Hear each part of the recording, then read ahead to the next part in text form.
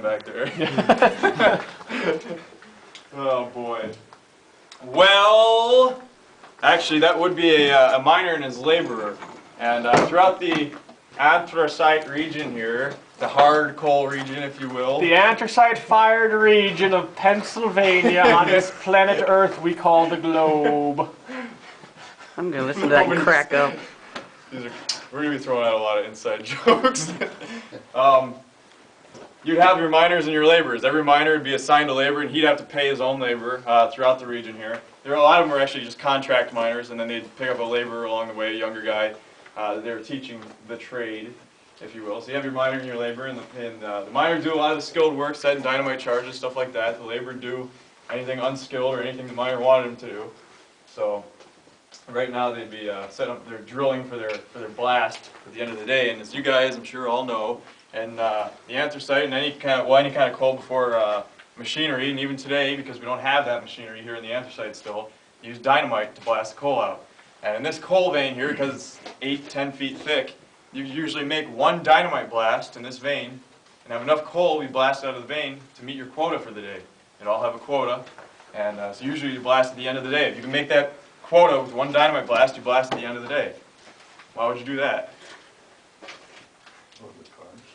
Well, the next day though, Be all set.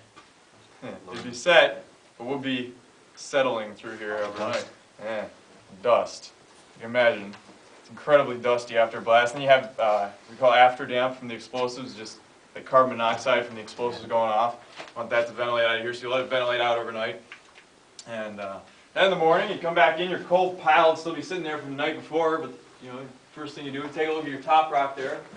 Make sure there's nothing hanging from the top. Take a tamping rod, which we'll do a little bit later, and tamp the ceiling. Make sure nothing's going to fall down on you. Make sure your working area is safe. And start setting your props, and just making sure everything's safe for working that day. And then start loading your quota. And in this mine that we're standing here, the quota was 3 5-ton mine cars for every miner and his laborer. So they had to put out 15 tons before the end of the day. And that's where the song 16 tons comes from. I know it's 15, 16, whatever. Every mine was different, but yeah, there you go. So, they build up their quota, send it out of here, and then, once they sent their quota out, start your drilling for the day again. If you're going to go last year, how far away would you want to be? 300 feet today is the regulation. 300 feet and around a corner is the law today. Where we came in, or is it past that?